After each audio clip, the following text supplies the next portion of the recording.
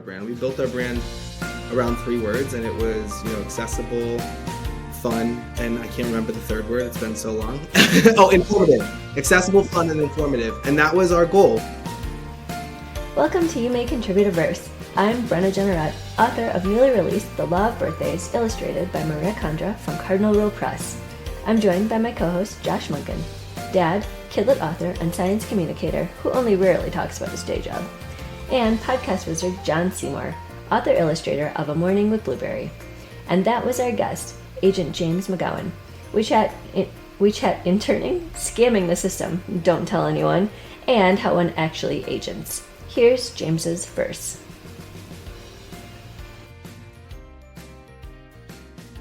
Video game person? Not really. I always say that it hurts my eyes and I can't stay focused on it for too long. But I was just playing the new Spider-Man last night and I played for 2 hours before my eyes were burning and I had to turn the game off. It's worth the burn, I hear. What'd you say? It's worth the burn, I hear. It was worth the burn, yeah. But that's really the only one that I will religiously play, the Spider-Man games for PlayStation. But nothing really beyond that. Though I'm shamelessly addicted to Candy Crush. Still, even now, I cannot kick it no matter how hard I've tried. And now I'm on the New York Times games, which is not great. Every day it's almost an hour of my day playing these damn New York Times games. My gosh. Those are the cerebral use your brain spelling bee games and things, right? Yeah. Yeah, like Wordle and Connections and all of that. Yeah. So that's really the extent of my gaming. All right, fair enough. As Brenna has established, I'm desperate to find common ground with the people that come on the show because Brenna's always got some huge circle Venn diagram with everybody we talk to. I spend a lot of time before guests come on. I have a whole thing, and I'm doing the ribbons and the connections with the pins on the back. No, I'm just kidding. The Charlie Day red yarn meme. Exactly. And I'm I know exactly what to talk about. Okay, so hold on. So that begs the question. So yeah, you don't really play video games. I mean, you have an hour of time every day, so my question is or I guess my statement is, yeah, of course you don't. I mean, we see you everywhere, James. You have to be so busy. Your clients are killing it. They're coming out with stuff all the time. Oh, thanks. I just saw Malcolm's new announcement for Christmas pickle. That looks super fun. I mean, I love the Christmas pickle ornament. Anyways, so yeah, I mean, tell us more about your day and how that happens. You're super busy. Oh boy, my days are boring. And they're pretty much all the same. Not what I was expecting. Okay. Yeah, they're boring. Yeah, I mean, I have the standard well, no, I don't. I work from 7 to 4, and then everything after that is I just want to do nothing. After I leave work, I just want to do nothing and relax and be completely unbothered. So most of my afternoons are spent in search of being unbothered. I will have a meal. Cozy. I will always watch Jeopardy. I try not to skip it ever because I'm also 85 years old. Amazing. Yep. Yeah. And then I also in my spare time, I know that it's unfun and I should probably find something else to do, but I will read. I will read for fun and outside of work. Yeah. And that's how I disconnect from everything. Otherwise, I will doom scroll. Yeah.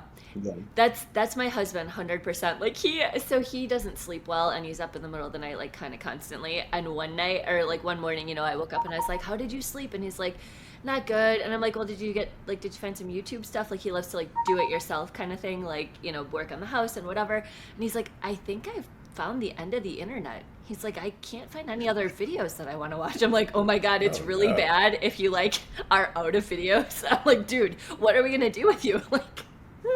The end of when you're scrolling on Instagram for so long and then you've seen everything. Congratulations, you've caught up. Totally. That makes me die a little inside. Totally.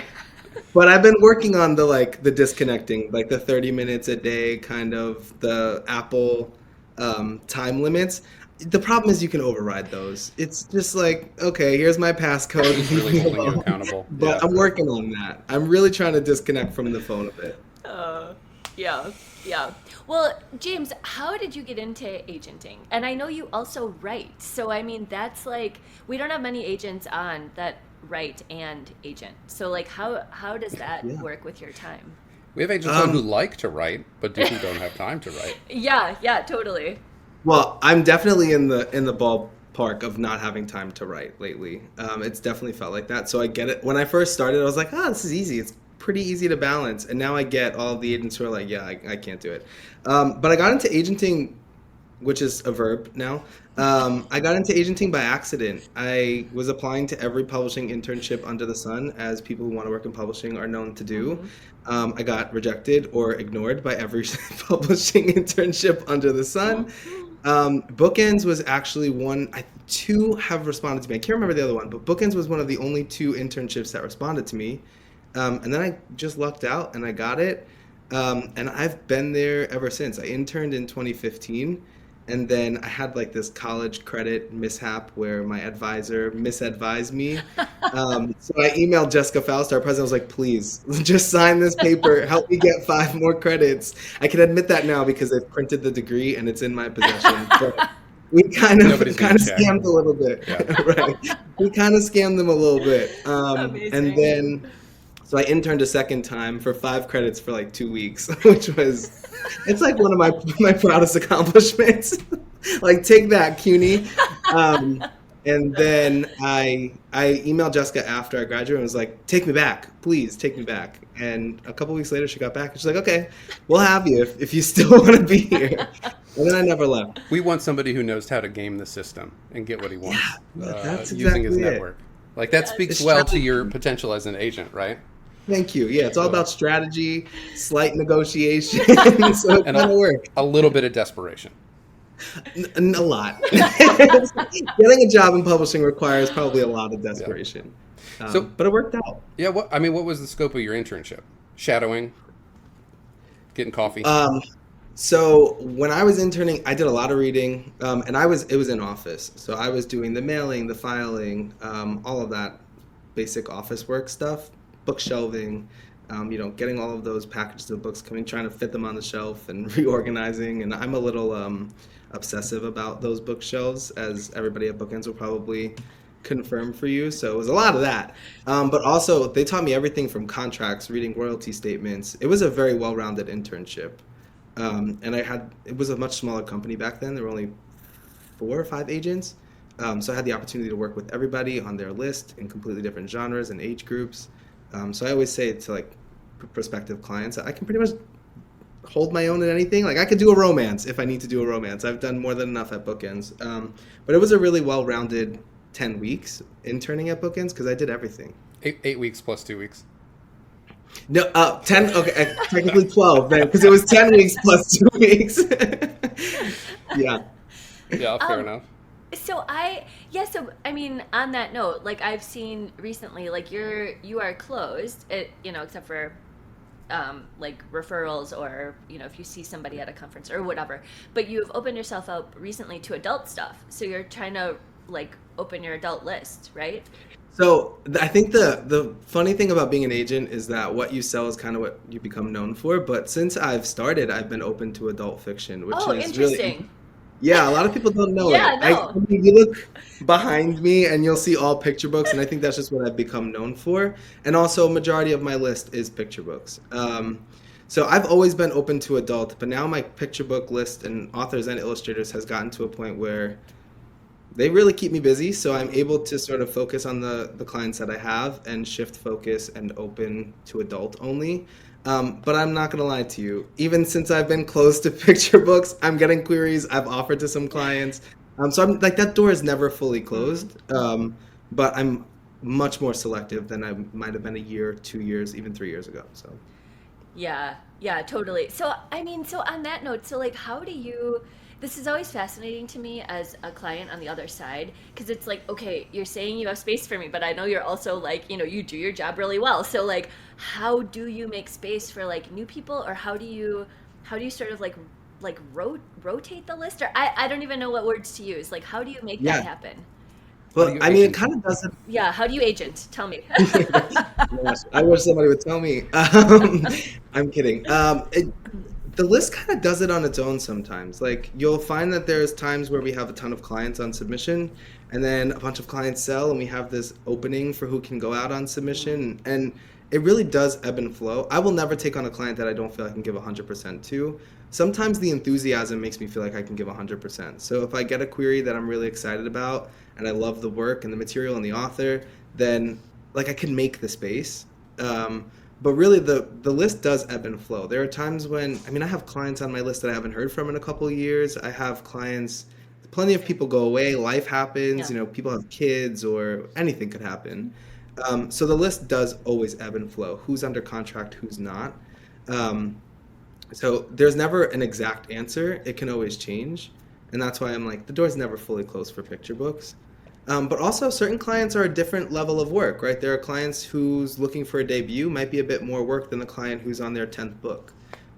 So when I get people to that point, it might feel like I have more space to bring on a debut or bring on somebody new and try and help build their career.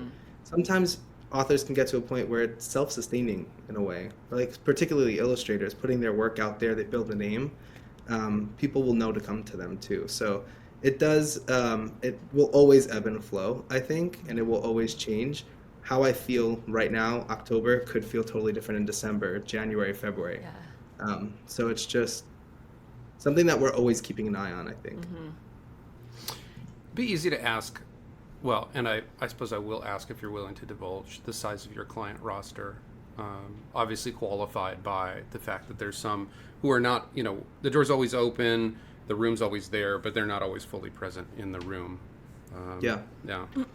Yeah, I'm always happy to talk about it. I always consider myself an open book. Like, if people want to know, I'm always in happy your to line share. of work. That feels appropriate. Yeah. I agree. I think transparency is important for agents. But currently, my client list sits about 52. But I do want to say, like, that's split across picture books, authors, and illustrators. Illustrators, in my opinion, are a different workload, so to speak. And also with adult, and then a lot of those clients, like I said, I probably haven't heard from in quite a bit. So that's where it is at currently. Wow. And so James, do you also, so coming from this is like a personal question because I'm just interested. Yeah. So I write picture books, but I also write, so I have like regular picture books, then I have nonfiction, then I have a bunch of graphic novels, but author only. So like, do you rep those as well? Like chapter books, also, like middle grade, YA in verse. I'm just, asking for a friend. Hypothetically speaking. I mean, I'm not naming my own manuscripts, I'm just... There's a live query. Yeah. The first live query. I always say it's not the first live query. Definitely won't be the last live query. No, I'm just genuinely interested. I'm not trying to sneak in on you. Yeah. Yeah, I rep, like I said, I feel like I can rep pretty much anything. I've had my hands, I've read a ton of books across all the genres and formats. What I tend to focus on is board book through chapter book, though I have clients who do middle grade and YA, and I'll work on that. I'm not actively seeking middle grade and YA, but if a client writes it, I can definitely do it. Board books through chapter books, any format, rhyme, not rhyme, author, illustrator, author only, fiction, nonfiction. I'm completely open to anything in those formats. On the adult side, I tend to focus more on either book club fiction, upmarket fiction, or mystery suspense thriller, though I've been reading a lot of sci-fi fantasy lately, and I'm like, maybe I might want to do it. Yeah, there's your in, Josh. There we go. I don't write it, but I love it. But I mean, that's the exciting part about our job is there's no rule. There's nothing that says you have to do this and only this, and I get to dabble, and if I'm reading something that I'm super excited about, then I can jump into that, or I can try it out. If there was a time I was trying out nonfiction, personally, I found that it's not my thing. The books that I've worked on, I'm super happy to work on, but I will continue reading it. I just might not rep it at this point in my career, at this point in my life. And I think that's the best part about our job. What about nonfiction about leprechauns? Just again, asking for a friend. Theoretically. You never know. I would have to read it. You never know. I like to be surprised. And that's the best part about nonfiction, particularly for kids. I think nonfiction for kids, you are always surprised. There's something that you're reading like, this is fascinating. Yeah. And that's why I love doing picture books nonfiction. Yeah. Because they teach me things as an adult, and I think they're not taught long enough in our life. Yeah. Like we could be teaching picture books in high school. We should be teaching picture books in high school. But I think, you never know. I mean, I feel that way as an author also because, like, I don't tend to write nonfiction. Like, I have a couple because, yeah, the subject matter was like, oh my gosh, that's fascinating. Like, how could I not write about that? For instance, nonfiction about leprechauns. So I was like, I have to write that because, like, why would you? Those two don't go together. So, like, how could this not be out in the world?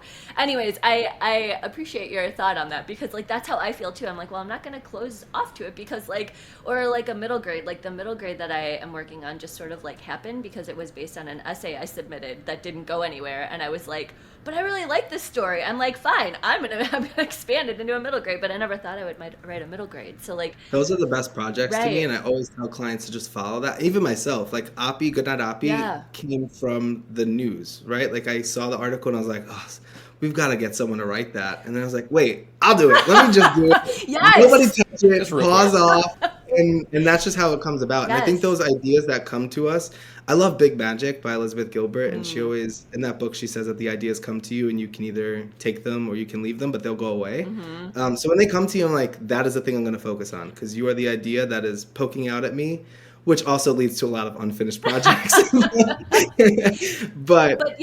but still, and I feel like too that goes in line with how people talk about like, okay, like listen to the character. Like, how does the character want to tell the story? Which sounds a little bit like insane, but it's like when you're actually writing, you're like, no, okay, I get it. Like this is how this book has to be written. Like it just has to be. For instance, again, and I'm not trying to pitch you, James, but I'm just saying. So I am writing a YA novel in verse, which I don't have a poetry background. I don't whatever, but this story like had to be written this way. And my critique partners were all writing novel in verse, and I'm like, well, that's really interesting. So I'd been reading a ton of it, critiquing a ton of it, and I was like, I don't know, this is just how this story has to come out. Like it just does, which is like kind of crazy, right? So then you end up with all these like different sorts of like genres and like your foot in all these different worlds. It's really exciting. It's like super fun. So anyways.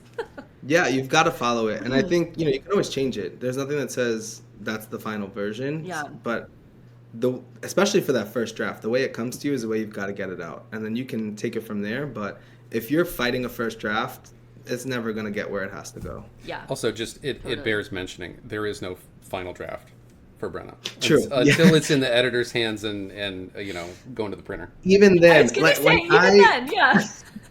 I'm not to keep coming back to Oppie, but when I finished that book, I was like, ooh, just for one more draft, what I would do. You read it again, published, and I'm like, crap, I wish I could have changed that. Yes. So there's never a final draft, at least not in your head. Yes. Maybe on the page, but totally. So tell us a little bit like about how you wrote Oppie, and like if you want to tell us what you would change. Like what would you put on that page if you could? Yeah, that's a good question. Nobody's ever asked that before. So Oppie, the story about how I wrote Oppie, I probably talked about before. Saw the news article about the Opportunity rover being decommissioned, we'll say. After a huge sandstorm on the surface of Mars. And I read the article and I was talking with my colleague and I was like, we've got to find someone to write it. And the longer I sat with it, said, nobody needs to find anybody. I'm right here. So I wrote it. And it was, quite frankly, it was the worst thing I've ever written. It was a super corny, fictionalized version of the story. And the story does still have like a huge fictional element to it. But the more I wrote, the more all that science was calling out to me. I'm a huge space nerd. I love everything about not Earth. It's not a lot to love about Earth itself right now. Yeah. The more I researched, the more it just became more and more nonfiction. There were the sidebars included, and there was back matter, and then the little tidbits are being included in the main text. And then we sold the book, and it became even more nonfiction from there. I had a really astute editor, Jess McGowan at Astra, what used to be Boyd's Mills and Kane Press. And Jess helped me push it into this more informational fiction space with very informative sidebars. And then after Jess left, I worked with Joy Bean at Astra, and she took it across the finish line, and we added the back matter with images. So it was a process of like defictionalizing this story, which was pretty cool. Yes. The one thing, to answer your question, the one thing I would change is the vocabulary. You should not read reviews, but I read some reviews. Right. And the vocabulary was the number one, I don't want to say critique, but the number one thing that was flagged, that for some readers it might have been too advanced. Oh. And reading it back now, I'm like, it was definitely a little complicated for younger readers, and I think it could have been simplified. So I probably would have went through it with a more fine-tooth comb. So would you have simplified and then maybe also added like extra sidebars to talk, or like left the vocabulary and then like, you know, explained it on the side maybe, or like what would you have preferred? Yeah, I think there were ways that I could have just used different words. And, you know, working with NASA scientists or NASA adjacent scientists and engineers, they use these big words and it just became commonplace. And I understood them. But I think there were words that I could have simplified. And then like you were saying, I could have probably just used the simpler word in the main text and then explained or, you know, added some context in the sidebar. Yeah.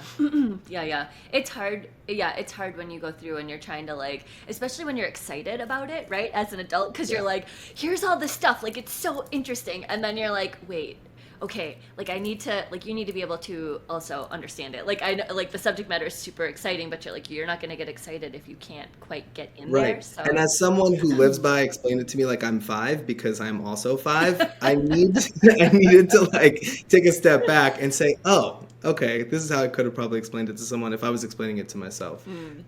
Which I think is a really great, you know, case for taking some time away before you send that thing out, because coming back to it after some time away, you will see those things. Not to give a craft lesson and be all finger waggy, but it is a craft lesson. Take a moment. Right, yeah, exactly. I just have to I have to mention, you contain multitudes. It's fascinating talking about ways in which you're 85 and ways in which you're 5. Oh, yeah, that is. I'm not my actual age. I'm 5 and 85. There's no in between. Right. I mean, that it's a good point though, like you're saying, to take a break, which I find increasingly impossible the more excited I am about a manuscript, because I finally get it out and I'm stoked and I'm like, somebody has to read this. Like somebody needs to see this like right now. A lot of times it's Josh. He's seen a lot of rough drafts and he's like, okay, I see what you're doing here, but you know, like mine is Ann Appert, who I know you've had. Yes, Anne's great. Anne and I are very similar in that they're like, go for it. And then I'm like, wait, someone's got to calm me down, Anne. And I need that to be you. I need that from you. Yeah, right. Yeah. I need you to like reel me in, not like bring me up. Yeah. Exactly. Yes, Anne is awesome. We loved having them on the show. Yeah. So I wanted to circle back around though. So as an agent, and then you're writing a book. So how does that work? Do you have an agent, or did you sub it like to yourself, and you were like, no, wait a minute, James, you have to like, right? And then that would be the most vain thing ever. And how ridiculous would that interaction be? Like, okay, admit to my own query manager, right? What's One of you has a though, mustache. There's something real in that. I mean, we've talked in other conversations around reading your own work like an agent or like an editor would, and taking a sort of dispassionate pass at it. But that's not what we're talking about here.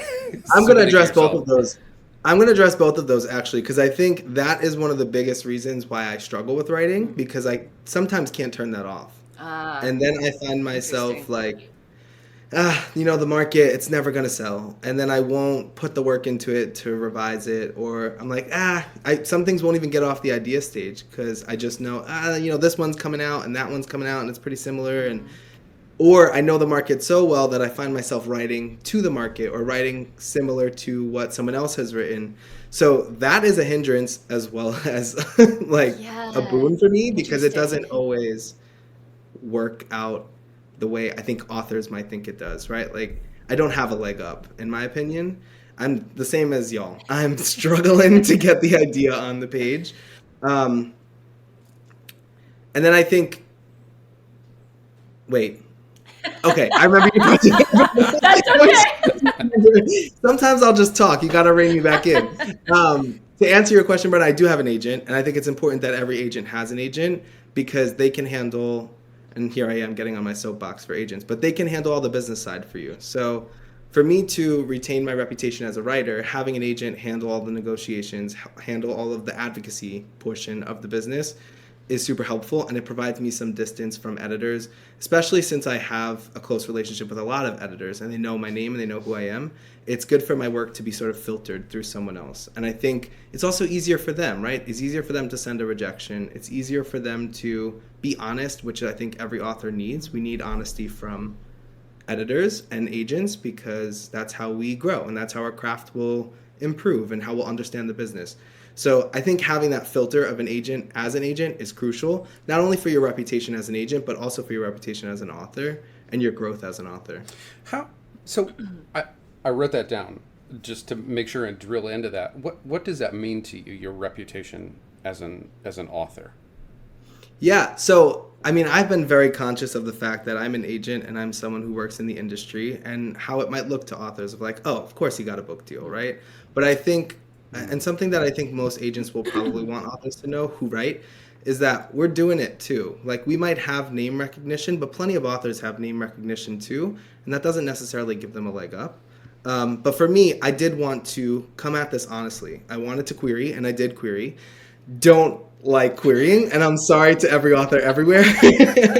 But I did that, and I did the offer of rep, and I did, I did it all. And for me, it was important that I came at it honestly, and I wanted people to know that in addition to being an agent, I was separately a writer, and I wasn't using my name as an agent to become a writer. And again, I became a writer the same way I became an agent, which is accidentally. It just, I had the idea, and I wrote it, and then it just worked out. Is Appy the book you got your agent with? And also, side question, who is your agent? Yeah, okay. So this is another tricky thing. So my agent is Naomi Davis, who also works at Bookends. Oh, and interesting. I did the whole querying thing. And I was like, I know you. I know the way you work. I like you. And we just kind of worked it out that way. Appy was not the book that I landed Naomi with. Appy was the second or third book. There was a whole submission package, actually. Yeah. Just like any other book author. They are all terrible. We will not even discuss them. I think I might have even just put them in a folder like, do not open this ever. We established the Dead Manuscript Society sort of like pass this time around. The Dead Manuscript Society. It had to be a pass. This one. Yeah, for the sake of both of those reputations, it had to be a pass. More than fair, yeah. Yeah, people will be like, if he wrote that and thinks it's good, then why the hell would I query him? It's time for this week's book reviews from John. John's review this week is for Can I Be Your Dog by Troy Cummings. John is a big fan of books that have depth and do something different, and therefore it makes perfect sense that Troy's puptastic book fits the bill. Follow Arfie, a homeless dog who has taken the initiative to find himself a human home by writing letters. Herein lies one of the best parts of this book. The entire story is written and experienced through the exchange of letters. The charming illustrations help to elicit all the emotions. Yep, all of them. And the clever letter-writing format makes it engaging for readers of all ages. This book also highlights the importance of pet adoption and ends with a happy twist. This would make a great classroom read aloud up to about grade 3 or 4. John gives this 10 well-homed pooches out of 10. From Josh. Josh's review this week is for super cool person Becca McMurdie's debut book, Building a Beak, which portrays a heartwarming story that he wasn't aware of about one specific toucan whose plight happened to inspire some new innovations in the form of a 3D printed beak. The careful way Becca walks readers through the toucan's injury and recovery is a really touching story. We get elements of engineering, animal care, community, and hopefulness throughout, complemented by illustrator Diana Hernandez's really adorable illustration style. Gresha is so flippin' cute, you can't help but root for her. This book so clearly illustrates the power of individual stories to move communities and society. We all know that animal cruelty can devastate populations of threatened animals, but it's stories like Becca and Diana's that move hearts. And my review this week is for Emergency Quarters, written by Carlos Matias and illustrated by Gracey Zhang. It's a feat to pull off a heartfelt narrative around something as dated as payphones, but Matias and Zhang have done it. From the way his mom sweetly presses quarters into his hand every morning, to the willpower Ernesto shows in hanging on to those corners for their intended purpose, you'll find yourself rooting for Ernesto from the very start, and Zhang's moody, grounding illustrations tie the whole thing up with a nice, nostalgic bow. Don't forget to get your own reviews and library requests in. It's the #1 way to help an author's sales. Great episodes like this one. Check out our Patreon, grab some cool podcast swag, give a shout out to someone amazing in the kidlit world, or review and share an episode with friends. Every little bit helps. And big thanks to our current Patreon supporters, including Chiara Colombi, who says this in her shout out for this week. I'd like to send a starry-eyed shout out to my wonderful critique partners, Julia Moss and Lena Halder. You may not know their names yet, but just you wait. They both recently landed their debut picture book deals with pub dates slated for 2026, and I cannot wait for the kidlit world to meet their exceptional stories. Lena Halder and Julia Moss, thank you for the words, the stories, and the friendship we share. I wouldn't want to write a book without you. And Verse Show listeners, keep your eyes open for their books in 2026. Thanks for the shout out, Chiara, and now, back to our show.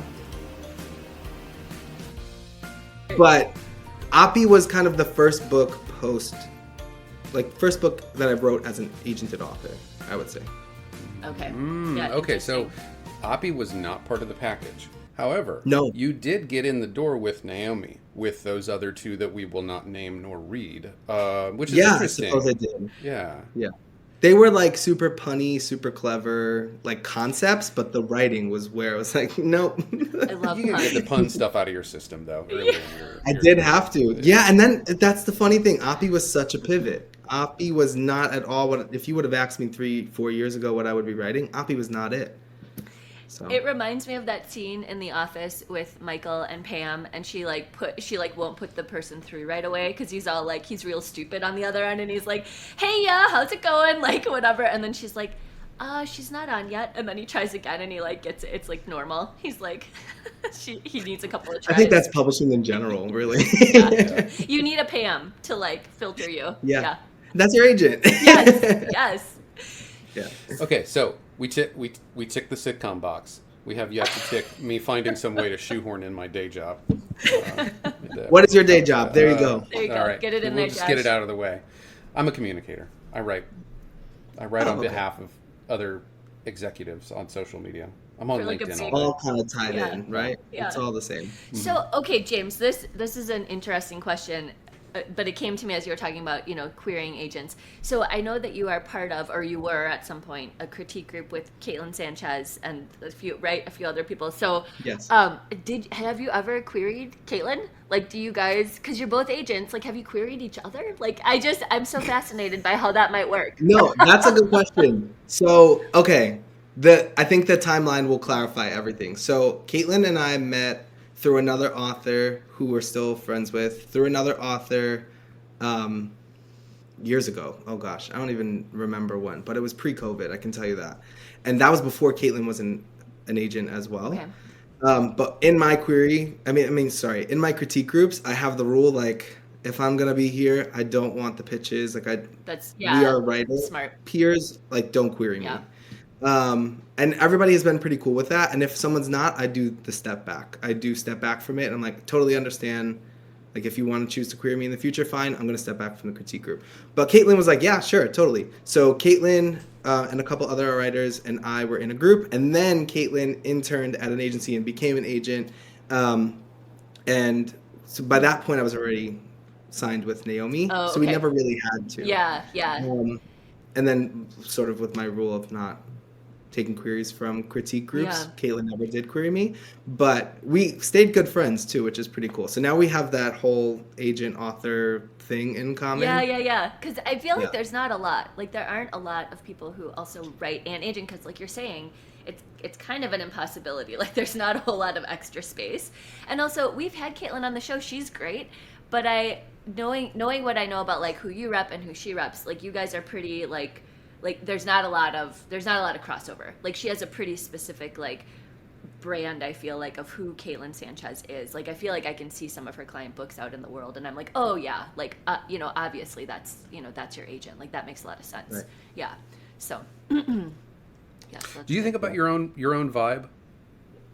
I mean, if you rep super broadly and encourage, agent vibe. I'm like, where do I go with this? Like you got a great vibe. His vibe is a old great general man, vibe. Old man Jeopardy, Josh. Yeah, right. That's what I'm going. An old man with. reading picture books. Yeah. Yeah, right. That's the duality of 85.5.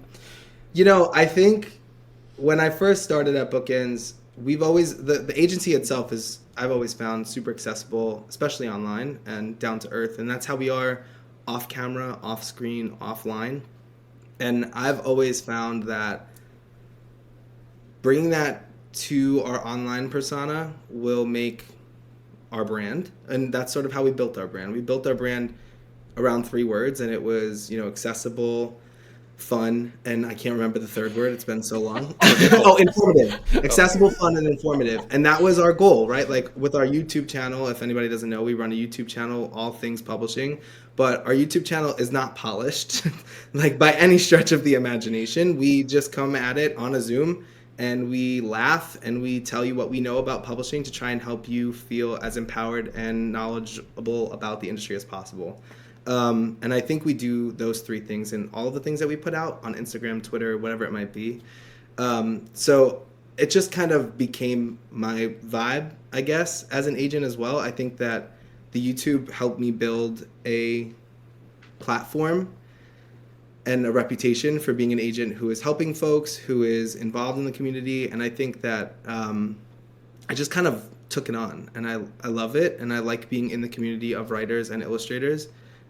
So I've always been real conscious of how people see me, which also can be a detriment. But I think that as an agent, that's kind of a big part of our job is making people want to work with us.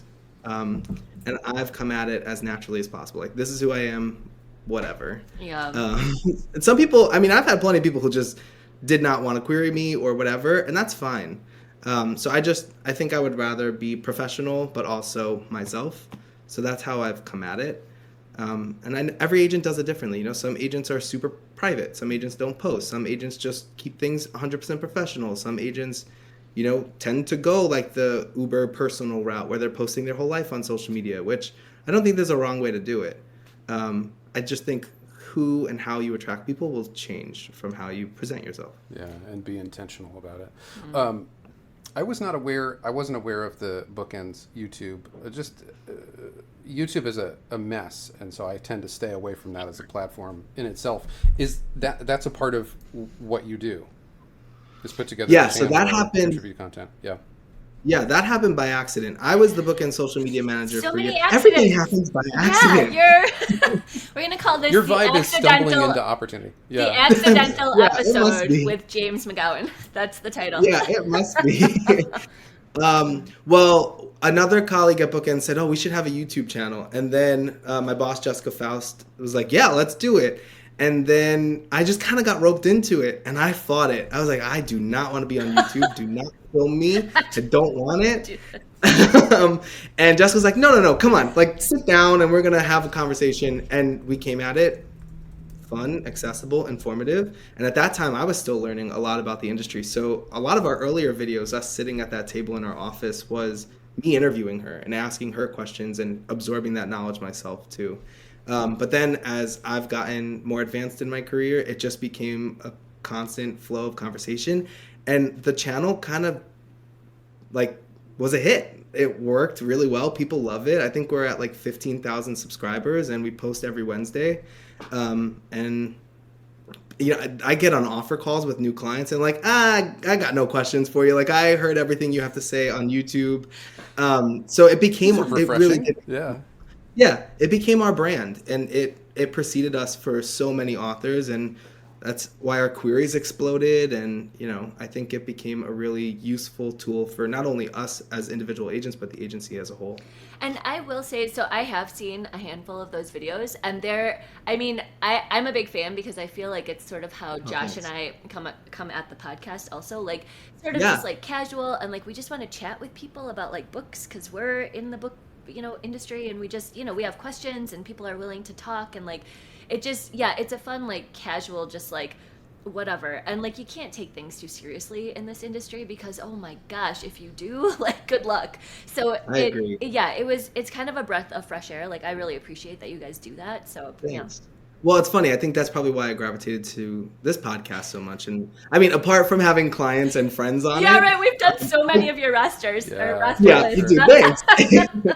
I genuinely do listen to as many episodes as I can catch, because it is that feeling. Like, I love when you sit down with a video or a podcast, and by the end of it, you come away really liking that person. I think you do that with all of your guests. Watch, I'll be the exception. Thank you. But I think there are so many authors, and I know you've even had other agents on the podcast, that I come away like, I didn't know that about them. They're really cool. Let me go pick up their book.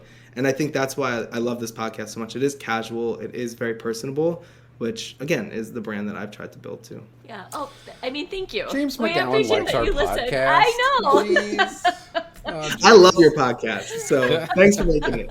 Yeah, I mean, that, you know what, and that's the other thing. So I saw your talk last year on 12 by 12, and she asked you about marketing, right? And you were like, look, I don't like marketing. Like, this is my advice, like, right? And I'm with you, right? Like, do the thing that you think is fun, and then, just stop at that, because that's, otherwise it's not going to be fun. You're going to burn yourself out. You're going to hate it, whatever. That's kind of how I feel about the podcast. Like, they were like, okay, if you're going to be an author, like, build your brand, like, set up a blog, like, get a social media following, like, all this stuff. And I'm like, oh my God, I'm like, I don't want to blog about writing. Like, how boring is that, right? Some people are really great at it. I'm like, I have no interest, but I love chatting to people. I'm like, yeah, that I can do. Like, that I find really fun, and like, yeah. I can get behind. So like, yeah, so and that was our rule with YouTube. When we said, when it stops being fun for us to make, we will stop making them. Mm-hmm. Luckily, we just enjoy each other's company, and they do not feel like a chore. But when the thing that you're trying to do to promote yourself feels like a chore, that's when that's a hard out for me. Like, I'm not going to force myself to do something that doesn't feel organic, because I think people will see that. People will receive that from you.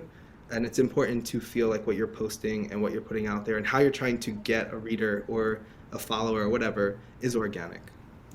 Yep. I totally agree, because it's not, I feel like people can see through that too. It's a lot of the advice, the similar advice, right, about writing for kids. Kids can see that too. They're like, this isn't authentic. Like, you're trying to tell me what to do? Right. Like, there's a lesson in this? Like, goodbye. Like, my kid will look at the cover of a book and be like, he's like, that's a mama book. He's like, I'm not reading that. I'm like, oh, okay, just all right then. Teach him didactic. Yeah, no, he's like not interested. So, anyways, yeah. Kids are tough. They're and I think brutal. That's what a lot of people don't realize about writing for kids. It's like, you have to be on their level. If you're not on their level, you're not getting picked up. Yeah. So. Yeah, no, my kid is brutal. We play a game called Keeper or Dud. We go to the library, we get a stack like this, and we'll go through it. And I'm like, okay, Keeper or Dud, and he's like, Dud! And I'm like, oh my God, I'm never reading you a book that I write ever. Like, that's so hurtful. Like, also, you're not naming names, because some of them might be our friends. Yeah, no, like, he's brutally honest. Yeah, I respect it though. I'm not gonna lie. I have a ways of working question. You mentioned Jessica as your boss, which made me curious about something that we've never really talked about. Like, how does your office work together outside of the confines of YouTube? How do you learn from each other, that sort of thing? Yeah, we're super collaborative. So we have a Slack channel, and almost everything goes through our Slack channel. We have, individual channels for everything from, here's a new cover that we got from the publisher, to here's an editor's wish list, or hey, we made this sale and we're super excited about it. So we share everything. We problem solve with each other from, pitch level to final sale, contract language, everything.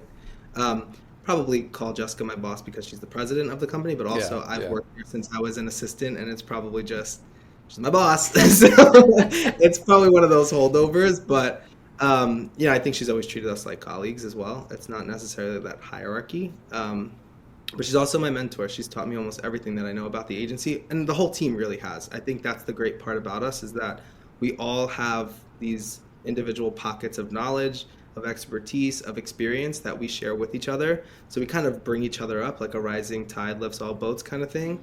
So that's how our agency works as a whole. But then we also have little pockets of like, I'm good friends with you, and what do you think about this? Or do you want to take a look at this? Or who would you send this to? So, we have smaller pockets within the agency too of people that just click really well or do similar things, or like we have a picture books channel for all of the agents that do picture books. But I would say we're super collaborative, and I always stress that too to prospective clients, is like, you're signing with me, but you're also kind of signing with the whole team as a whole, because we work together so collaboratively. We share everything that we kind of come across, and I think it makes for a well-rounded agent.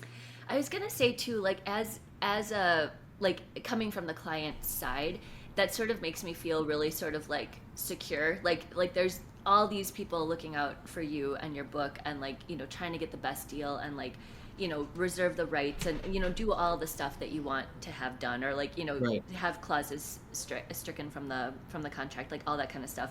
Because the longer I'm in this, the more I find out about things like contracts or like boilerplate deals, which that's something I didn't know about, or even was not even familiar with the term, right, until I talked to Ebony Mudd, who she's amazing. Like, and I know you guys are friends. Yes. Yeah, she's great. Yeah, so her and I chatted. I got a critique from her, and she's amazing. The way she does critiques is she jumps on a Zoom with you first, and so her and I are both real chatty, so it was like a 3.5 hour chat, and then she critiqued it. Then we got on for another 3.5 hour chat afterwards to like talk about it. So like, I have the same problem, right? And but it Ebony, was like, Ebony, if you're listening to this, Brenna has routinely brought up your conversations for the past however many months it's been. Yeah, since then. I mean, it was like a mini masterclass in like publishing, and like what to look for, and like what you want in an agent, and you know what, like just like what your worth is also as a writer. Because I feel like, especially being in the query trenches, like you're saying, it's rough, like it's the worst. Nobody wants to be there, right? It's and terrible. it breeds this sort of like feeling of desperation, which sucks so much, because like as the writer, right, like that your stuff is the stuff that's like fueling this industry. So like to feel desperate and to land with somebody who might not see your vision, or who isn't going to get you the best deal, like doesn't do anybody a service. But to continue on in the query trenches is also really rough. So it's like you're sort of stuck between a rock and a hard place. So like I went off on a whole tangent here, but what I wanted to circle back to was like contracts and that kind of thing. Like as an agency, you know, you guys are working together to sort of make sure that everybody's on the same page and you're getting the best deal for your clients, which, you know, makes people feel really good. I always say contracts are kind of a living thing, right? Like there's, you know, the world is changing. I mean, look at AI, for example. So the world is changing. AI is becoming more and more prevalent, more and more dangerous, really, for creators. And I think that agents have had to adapt to that. So constantly looking at, oh, we got this language, this is better. We can sort of work together to make the best clauses possible, so that becomes our agency's boilerplate. And then agencies don't have one boilerplate. Agencies have boilerplates with every single publisher, sometimes with their, you know, subsequent imprints. So it's constant work. It is constant, you know, monitoring of our language, making sure we're not agreeing to something that could then be deemed precedent, which means that the next contract is based off of this. So working as a team and having all of these agents selling to all of these places just strengthens what we'll accept as language, and our knowledge of contracts too, because that's always changing and growing, which is why, again, I really love that about Bookends, that we share everything, because we just keep learning more, and we keep learning how to better serve our clients, better read our clients' contracts, better explain our clients when they have questions. And the boilerplate is a really interesting one that, like you said, a lot of authors don't know. Yeah. Which is a big reason why we wanted to do the YouTube too. Like, we're trying to do more contract stuff on the YouTube, because contracts are crucial, and clients are not clients, authors or creators in general are doing more self-pub work, or, you know, might be signing without agents. So it's really important that they know what they're getting into. I will always advocate for an agent or for a creator getting an agent, but sometimes you can't. Sometimes it doesn't work out. So at least knowing what you're doing, knowing about the Authors Guild, knowing about their model contract, all of that can help you make sure you're protecting yourself and your rights as best as possible. It's very magnanimous to look out for the people that aren't and probably will never become part of the Bookends family. Yeah, that was our goal, truthfully, and not in some cheesy way, but we really do believe that authors need to be, especially in this industry, we are doing better work for our clients if everybody's educated, right? Like, if all authors know what they deserve and what they should be getting, then hopefully our authors will too, and then we're pushing towards that standard. So that's always been our goal. So there's something, There's something collective about that, which I think is really a positive. We're in a moment now where, SAG-AFTRA and WGA and, and manufacturing are going through unionized collective action moments, which is really good. HarperCollins, too. Yeah, HarperCollins, yeah, good call. But yeah, we don't have that in a big way across the industry. However, the question, before you sort of answered it, that I'll pose anyway, is I guess as an author approaching potential agents and potential deals, it's really hard to understand what those norms are for an agency. It's hard enough to understand what the norms are for an agent, let alone an agency. So, if we're thinking in terms of the types of questions that you might ask, not a Bookends agent, because you can just go and watch YouTube, but like any other agency, I mean, that's salient. Like, how do you go about building contracts, negotiating with publishing houses to get the best deal possible for your authors? It's interesting. Those, even Bookends agents, right? Like every agent, even within an agency, works differently. And even if you see me on YouTube, have the conversation. It's always worth asking those questions. Those questions that you just posed are great, but also like, how do you communicate? How do you submit works? When do I hear from you? When can I get in touch with you? Everything that you want to know, you should ask. And especially on the call. Obviously there's really no way to do it prior to the call. Other than things like podcasts or interviews, or if they're on YouTube or whatever they might be doing. But when you get the opportunity to have a call with an agent for representation, ask everything you can think of. There are so many lists circling around. We have lists on our website because we used to run a blog. We have lists on our YouTube that we talk through. We have even explaining what you might be looking for and how to know what you're looking for. We have videos like that. But there are plenty of lists that authors have put out, other agents have put out. It's worth just having it. Have it like you're aspiring towards it. Write the list, keep it. Maybe put it somewhere on your desk so that when you do get that call, it's already done. Share it with your friends. Ask your friends about their agent-author relationship. I think the best thing that we can do is be completely aware of where our career is going and who we're working with and what we deserve. Yeah, and it's interesting too, because you don't always, I like what you said about like, you know what you're looking for, because you don't always know. Like sometimes you have an opportunity to sign with an agent so early in your career that you're like, oh, like, yeah. Somebody wants me? Sure. Yeah, like, let's sign this. And you don't actually know what to even ask or, like, what sort of career you even want. Like, I'm going to reference another Bookends client. So this is Kaylee Pugh, who I know is repped by Emily. Yep. So she has done a bunch of webinars recently in preparation for launching her book, A Monster Above the Bed. Which came out a couple days ago. Congratulations, congratulations, Kaylee. So, anyways, in one of her webinars, though, it was about how to about the call and then what kind of career you want, and it was sort of like, do you want a career agent or are you just in it to write the one book? And either is fine, but if you don't know which answer, which one you lay in, it's really difficult to figure out then what to ask. Like if you're just writing the one book. Awesome, amazing. But then you don't need an agent who, reps across the spectrum. You don't need somebody who's going to rep or sub more than one thing at a time or across genres or, any of that. Or maybe you don't care if that agent is that responsive. Maybe you just want them to sub the book, get back to you when there's a deal, and that's it. So it's really informative to know, like you're saying. It's worth taking those questions and not to be all hokey, but just journal on it, right?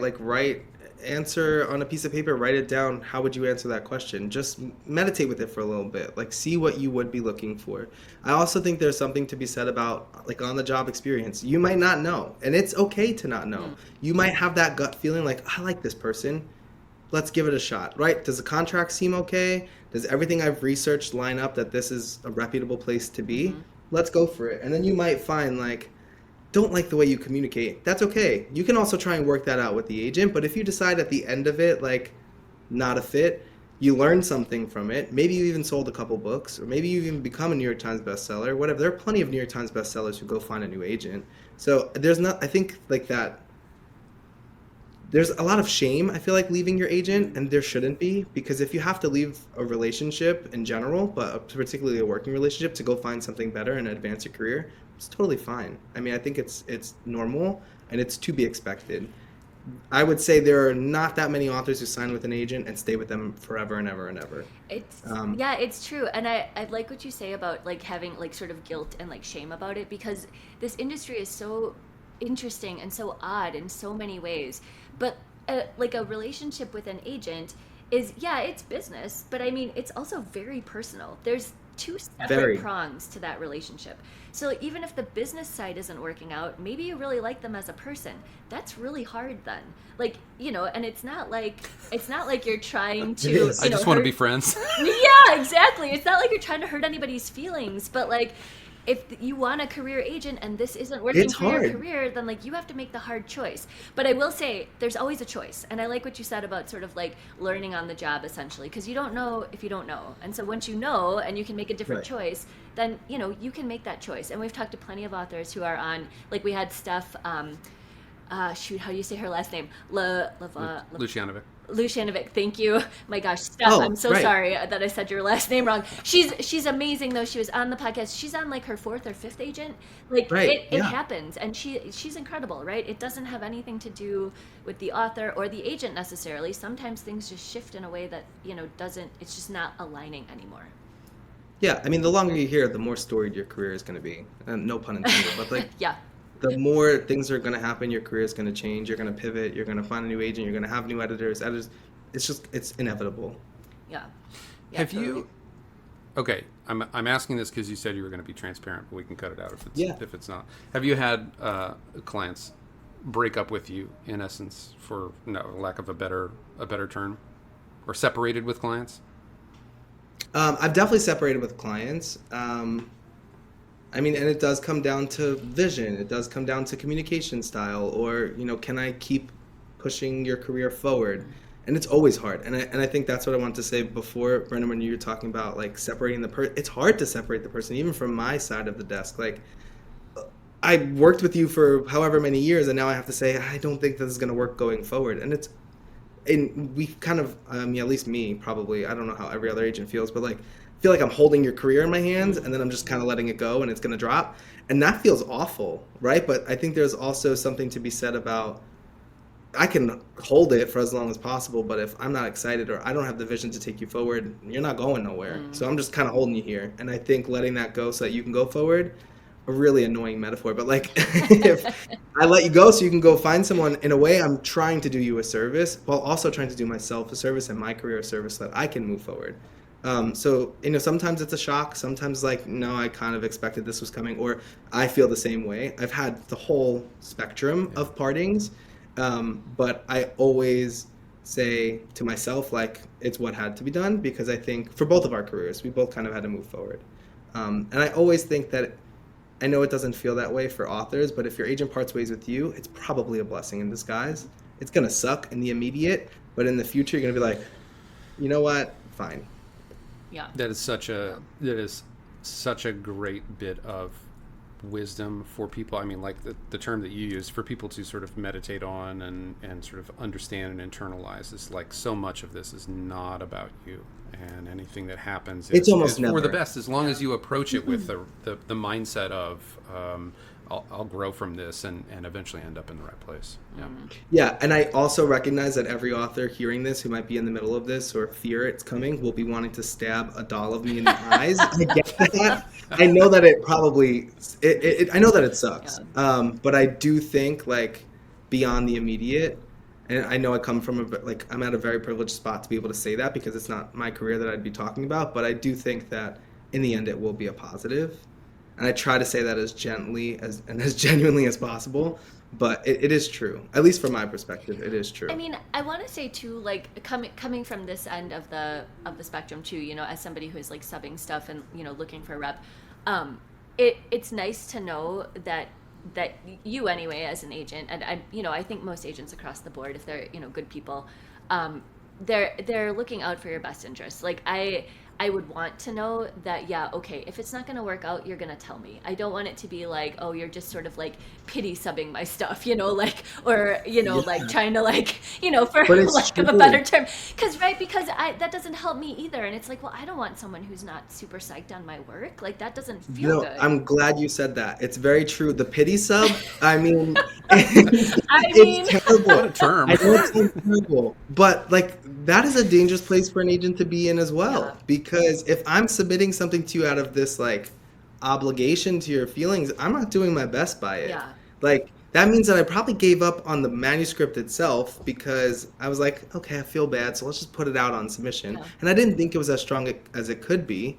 And then when I'm submitting it, maybe I'm not following up as regularly. And it doesn't even have to be a conscious decision. It could just be something like, it's on submission, you know? And I mean, I'm sure there are people who are not going to like that I'm saying this, but I think that is a very dangerous spot for an agent to be in as well. And sometimes letting a client go is the best thing for the agent and the agent's career and our time and our energy and all of my other clients too. Like if I'm pity subbing a book, and then I'm like, okay, well, now I have this other book to go out, but I have like I can't do it, right? Like, I'm not doing the best by myself, but also my full client list and you. Yeah. And I know that feels very like they're there, but it's the truth. Yeah, and I mean, and there's a degree of the agency as a whole as well in there. You know, if you're subbing things, you're repping yourself or reputationally, but you're also repping, you know, what Bookends is. And if you put stuff out there consistently that's not, you know, it doesn't have your passion behind it, then, you know. True, and also like if I don't believe in it, like I don't want editors to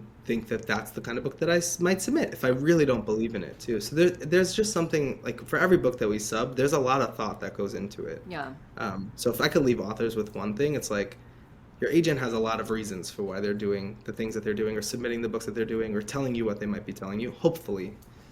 Again, maybe I should just speak for myself, but you know, hopefully that this is all stuff playing in an agent's mind. And I will say on that note, if you're, you know, to the listening audience, like if you feel like your agent is doing something and you don't understand it, like ask, right?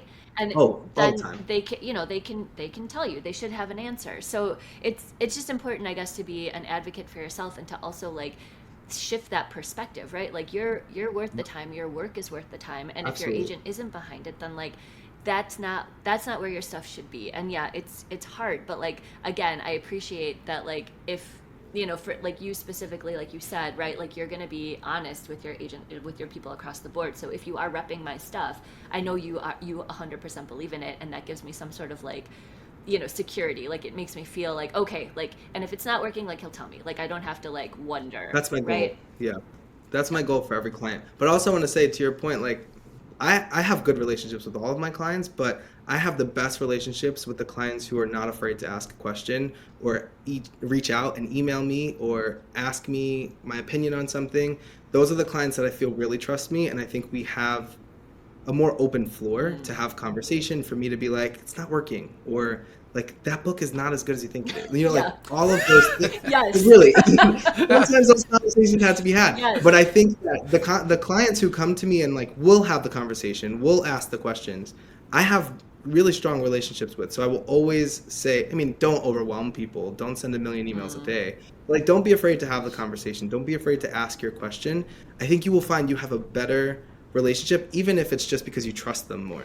Yeah, and I will say this too. So we had Malcolm on just a couple weeks ago, and he, really? yeah, and he, I mean, Cool. he. I missed that. Did it come out yet? Yeah, It was did. this past Tuesday. Just this last Tuesday. Oh, okay. Yeah, so just the Okay. last Yeah, one. I'm behind. Yeah, no, but it's, I mean, yeah, he is a huge fan, obviously. But I love what he said about how responsive you are, almost to a fault, because he's like, I messaged that dude on a weekend, and I was like, do not message me back on your Sunday. He's like, stop it.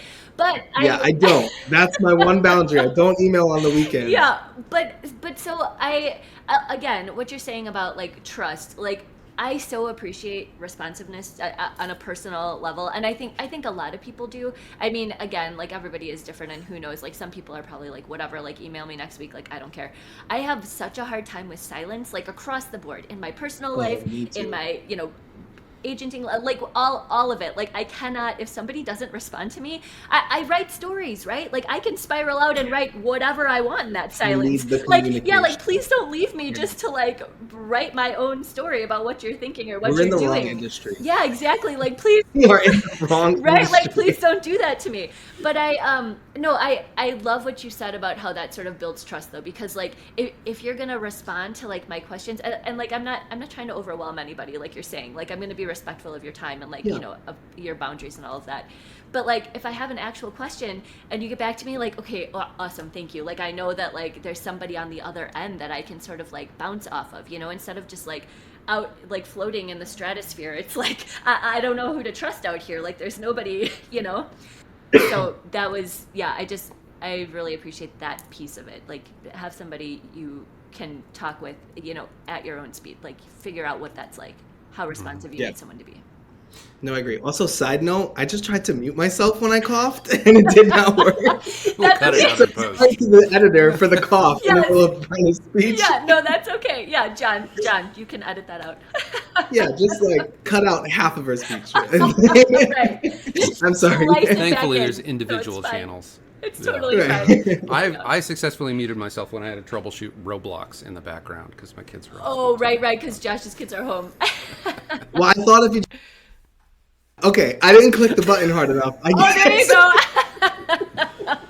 So sorry for the cough. You really have to mean it when you're going to mute yourself. Yeah, we're coming up on our hour, and we've covered so much ground. But I just have to mention this conversation has proceeded so organically that there are several things that I've had on my list to talk about that I've just crossed out because we got there. And the last thing that I was going to talk about is what? We would love you to come back anytime. Am I coming back? Yes. No, I'm the third host now. Yes. Oh, yeah. Please. Don't flatter us.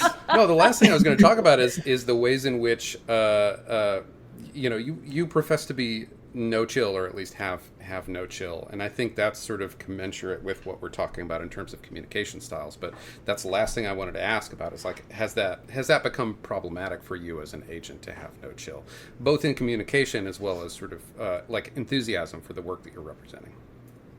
No. Hold on. Please hold the cough. Artfully meeting this time. Yes, it worked this time.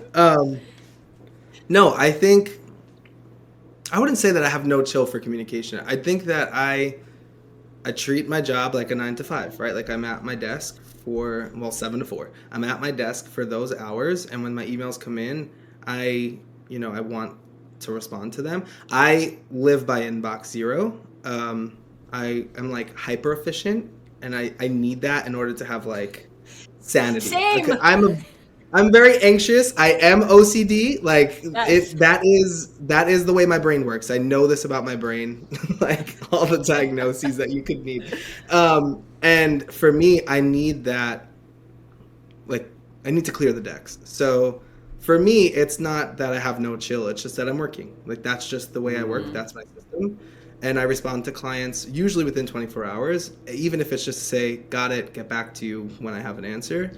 But most clients will get a response from me within 24 hours. Most submissions will be read within 2 to 4 weeks. Like that's just the system that I've built. And I love Atomic Habits. I don't know if anybody's read that, if either of you have read that book, but I live by that book. You should read it. I read it every January. Just like as that reset. Yeah, but he says something about like you don't rise to your goals, you fall to your systems or something like that. So for me, if I want to, sell X amount of books or sell X amount of dollars in contracts, I have to have a solid system. So for me, I've approached this job systematically, and the response times are just like a symptom of that. For having no chill for the books, yeah, I definitely want to have no chill for the books. Like I want to be part and parcel of what we've been talking about, right? Yeah, I want to be crazy excited about every book I put on submission. It's hard. And anybody who's ever been on submission, I mean, if you're querying, you know it's hard. But that doesn't end. Like when you're done querying, you're kind of querying just to a different group of people.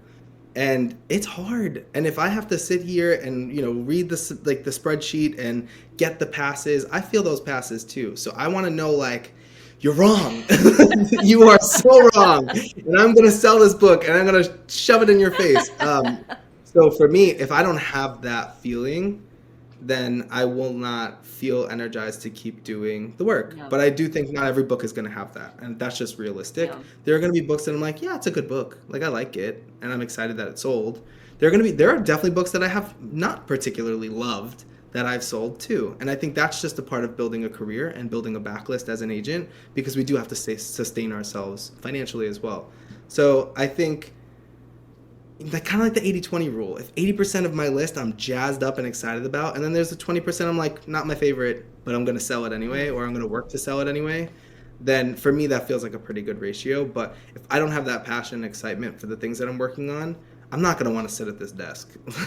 And that's really anybody, any job, right? Like, how many people have a job in corporate or whatever, and they're like, what am I even doing? And they're miserable. I really think that our jobs are the biggest influence in our anxiety, but also in our happiness too, because we spend half of our life there. So if we're not excited about it, I mean, again, that's just another soapbox I can tuck away. Yeah. But I think for agents in particular, like, we control the projects that we're working on, so we might as well be excited about them. Yeah. So yeah, I want to have no chill. That's just been how I approach the clients that I work on, and the books that I work on. I mean, coming from someone, I also have no chill, as Josh can attest to, but like, if I'm not going to be psyched about what I'm writing, then like what you're saying, what am I doing here? Because this industry is so brutal. Like, why would I continue on if I'm not like totally psyched? Like, at least I have to be. And then my goal is to hopefully, get somebody else as psyched as I am on my own book. And then that's a great partnership. Otherwise, what are you actually doing here? I've had books, by people you've had on the podcast, that I was like, no, this is gonna sell. And a year, 18 months even, I've sold that book. And an agent who's not excited about that will not keep trying, will not keep sort of forging ahead. So I think it is beneficial for folks to have that too in their agent. Yeah, no, that's a really good point. Yeah, because I mean, some books sit around for, like you're saying, a year, 14 months, 16, like, I don't, Especially lately. Yes. It's rough. God. Yeah. 100%. Okay, so we are like past the hour, and I just thank you for being so generous with your time. This has been like amazing. I'm so glad you came on. Is there anything that we missed, or like you want to chat about or plug? And also, welcome as our third host. Yes. Yes. We'll have Friday mornings free. So we film every Friday? Yes, every Friday. Yes. Oh, okay. Yeah, no, I can make that happen. Sure. Amazing. I always like to say, like, supporting my clients is supporting me. So if you see someone who's rep by me and you like their book, pre-order it, order it, boost it, tweet it, post it, review it, whatever. I will appreciate all of that. So yeah, I have nothing to personally plug except for all 50 of the folks that I work with. Nice. Go buy a book. Except for that. Good job. Yeah. Amazing. I think I got something for everybody, so go buy something. Amazing. Thanks for listening this week. Find all of our episodes and other associated links and information at linktree.com/verseshow. Or reach out to us on Twitter. Thanks again, and we'll see you next verse. Bye.